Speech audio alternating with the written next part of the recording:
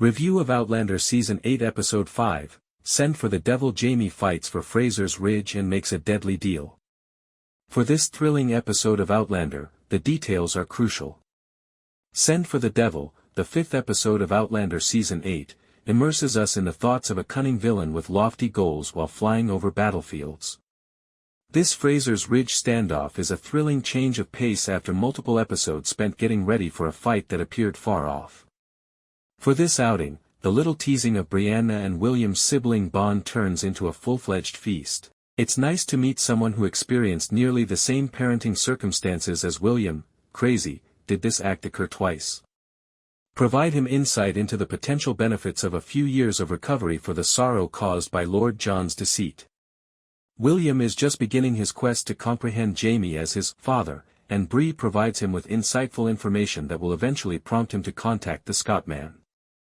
Additionally, this newly formed sibling pair provides a reassuring break from the action because they are the only two left out of the fighting in this episode. Hopefully, as the conflict brings the rebels and the British closer to one another, we will witness even more of William and Bree's charmingly childlike friendship.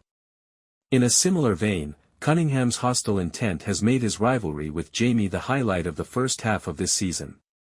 Sam Heughan is right in the center of his character's comfort zone as the cunning, delusional adversary, bringing out the best in Jamie's performance. Jamie Fraser has never been more at ease, charging through the forest in a kilt with a pistol pulled at the hip and his legs exposed to the breeze. As he yells orders at his devoted renters, we are delighted that he has the upper hand and knows how to utilize it. The stakes are also very high because Cunningham has threatened to steal the ridge from Claire and Jamie's family and, should he succeed, take Jamie to the British to be hanged. The tense build-up to Jamie and Cunningham's showdown is both fantastic and agonizing. Knowing that combat is imminent is almost worse since Outlander is able to heighten the tension by putting us through a really dramatic Freemason meeting before transforming Fraser's Ridge into a full-fledged battlefield. It's exciting to watch this serene and charming location transformed into a frightening, almost dystopian-looking outpost. The rhythm of this episode is neither boring nor predictable. The polarizing triumphs of this action-packed confrontation are compounded by the fact that a set we've spent years getting to know suddenly becomes unrecognizable in the dark. Because it's so incredibly nice to watch Buck play hide-and-seek with the kids, one could argue that he's the best part of this violent adventure. In addition, he excels in saving the Frasers, which is a welcome departure from his parents' heritage. Nevertheless, it's hard to deny the appeal of Elspeth and Claire's strange bond. Claire has developed a bond with the mother of her husband's attempted murderer against her will. Unfortunately, the woman would benefit from having more female companions, and in Jamie's day, it's rare for women to help other women. Sensing this, Claire welcomes this strange conversation, and what follows is an intriguing verbal exchange between scenes of Jamie and Cunningham fighting. Over the years, Outlander has shown us a lot. However, both on the battlefield and, more impressively, between the surviving loved ones, this episode succeeds in breaking new ground.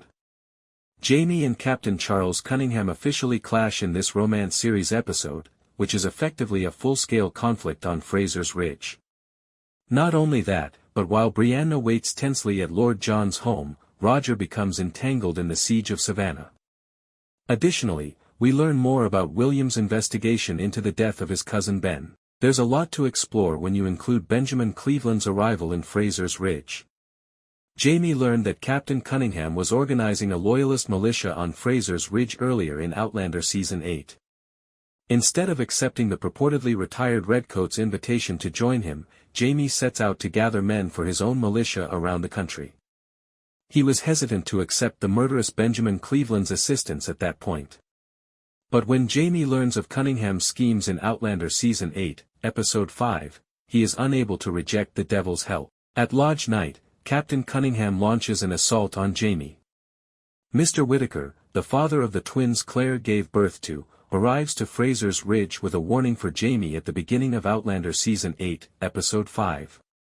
While hunting with the Cherokee, he was contacted by white men who wanted to enlist them in Ferguson's loyalist militia.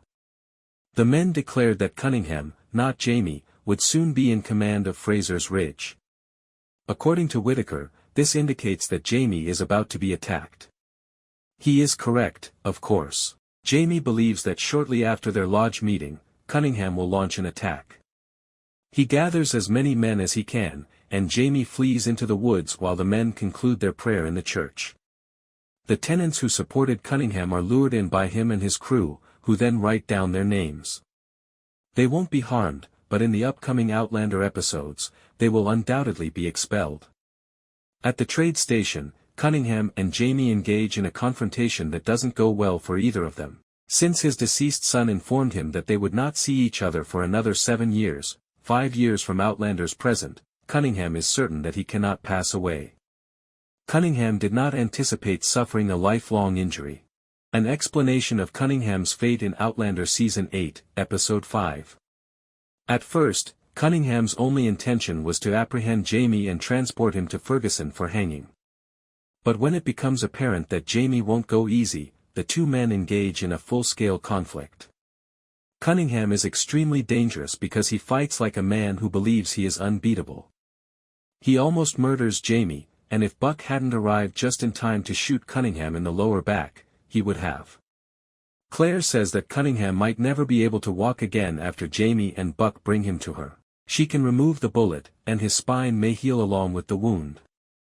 But it's very obvious that Claire doesn't anticipate this happening. It's unclear exactly what this will entail for Cunningham. Since his main adversary is crippled and his men's names have been made public, Jamie is only marginally safer on the ridge. Even so, he is aware that Cunningham's is merely Ferguson's agent. The threat still exists. Roger is reunited with Brianna after surviving the siege of Savannah. Roger went to the Continental camp outside of Savannah in Outlander Season 8, Episode 4, to ask for guns and assistance for Fraser's Ridge. But as the rebel fighters got ready for war, he was ultimately unable to flee. This is the actual siege of Savannah that happened in 1779. Roger is aware that the Continental Army's attempt to capture the city will ultimately fail. Even so, he feels compelled to be present in the midst of things in order to fulfill a greater mission. It's unclear if Roger's involvement in the fight has more significant repercussions, but he undoubtedly saves at least one life. He returns to the battlefield to assist more after carrying a little drummer kid to safety, leaving him in the care of Rachel's brother, Denzel Hunter. At that moment, an explosion propels him backward. Roger is blown off his feet, and we witness a kind of flashback. He is going through a similar catastrophe as a little child, but an enigmatic guy catches him. When Roger transported his father, Jeremiah Mackenzie, back through the stones to the 20th century in Season 7 of Outlander, he experienced a flashback that resembled this one in Season 8. Whatever this means, Roger makes it out of the fight. The couple is reunited after Brianna goes to the Continental camp for answers because she was too nervous to wait for news at Lord John's house. William brought Brianna to the camp, which is eventually good for him because the visit gives him some much-needed answers.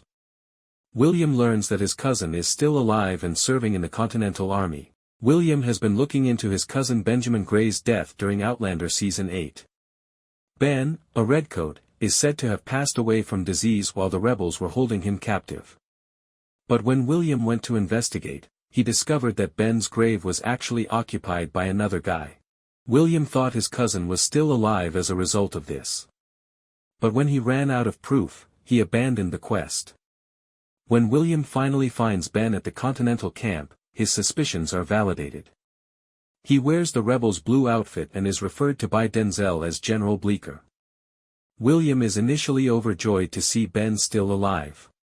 He immediately puts things together, though, and is furious. Ben has assumed a phony identity with the opposite side, faked his death, and abandoned his wife and son. William is unlikely to be pleased with his betrayal. Naturally, the fact that he recently had a fairly sultry encounter with Ben's widow won't make things any better. The implications for Outlander Season 8 of Benjamin Cleveland's arrival at Fraser's Ridge. Benjamin Cleveland eventually makes it to Fraser's Ridge in the last moments of Outlander Season 8, Episode 5. In the hopes that Cleveland would arrive in time to assist in the fight against Cunningham, Jamie had sent for him before to the disastrous lodge night. Even though things didn't turn out that way, Jamie still needs Cleveland to support him. The backcountry confrontations are still ongoing. Ultimately, Jamie is aware that the battle at King's Mountain is imminent and that he will fight alongside Cleveland, and lose. Jamie was shocked to learn in Frank's book that he would engage in combat with Cleveland. Cleveland is a genuinely vile, cruel, and ruthless man, despite the fact that they are both rebels. Jamie and Claire will not enjoy having him at Fraser's Ridge at all. However, it soon becomes apparent that Jamie needs to form an alliance with the devil in order to protect his house and the people he cares about from individuals like Cunningham. Jamie is gradually getting closer to the fight that would end his life in Outlander Season 8. At the very least, Fraser's Ridge might be safe with a friend like Cleveland. Since the ridge feels a little empty these days, Claire and Jamie are with her bees, a lovely allusion to the Outlander book this season is based on, "Go tell the bees that I am gone." However, Buck is a recent addition. The son of Dougal Mackenzie and guileless Duncan has swiftly shown his devotion to Jamie, and Jamie tells Claire that he has conveniently refrained from informing Buck that he and Claire are to blame for both of his parents' deaths. At the big house, Mr. Whittaker, the father of the twins who Claire had rescued using her blue aura and white hair, arrives. He was naturally wary of Claire and Jamie in episode 803 because he thought receiving assistance from a white family may jeopardize his family's freedom, but now he's coming to express his appreciation. He informs Jamie that Captain Cunningham would use the 96 militia to apprehend him and deliver him to Redcoat officer Patrick Ferguson for hanging. Jamie claims he must strike a bargain with the devil in order to defeat Cunningham since he believes he will attack him at Lodge, where weapons are prohibited. While painting the portrait of Amaranthus and Trevor in Savannah, Brianna worries about Roger. She diverts her attention by having a heartfelt conversation with William about their father, with whom William only had contact during their abortive attempt to save Jane. Like him, Bree discloses that she didn't realize Jamie was her father until she was 19 years old, which led to a deep-seated resentment of her mother. How did she overcome the treachery, he wonders. Her response: "I became acquainted with our father." Roger apologizes to Bree in a letter while he is getting ready for battle at the Continental camp, but how could he see soldiers younger than him engage in a feudal conflict? He believes that his father, Jerry, had similar feelings when he enlisted in the RAF. He reassures a terrified French drummer lad, who coincidentally utters the Fraser family slogan, "Je suis prêt," meaning, "I am ready," prior to the fight. Roger discovers Christophe, the drummer boy, hurt shortly after the fight starts. Denzel Hunter is the field doctor he carries him to. Roger returns to the fight, but these two are still unaware of their familial ties. Well, he returns to see the fight. In reality, he doesn't engage in much combat. He thinks his father, Jerry, felt the same way when he joined the RAF. He reassures a frightened French drummer lad, who coincidentally utters the Fraser family motto, "Je suis prêt," I am prepared, prior to the fight. Roger discovers Christophe, the drummer boy, hurt shortly after the combat starts. He takes him to Denzel Hunter, the field physician. However, Roger returns to the fight because these two are still unaware of their familial ties. Okay, so he returns to see the fight? In reality, he doesn't engage in much fighting. He sees a flashback of himself as a youngster falling and is caught by his father as a cannon blasts close to him. It resembles the vision he had when he first saw his father in Hello, Goodbye, from Season 7, and he wasn't sure if it was a recollection or not. Could it be that during the Blitz, Jerry was able to return to his own time and save little Roger in a tube station? Do Roger's parents survive in this parallel reality? Claire is reluctant for Jamie to confront Captain Cunningham, but Jamie reassures her that, "We have a plan." "Plans fail," she retorts. "They call them plans because of this."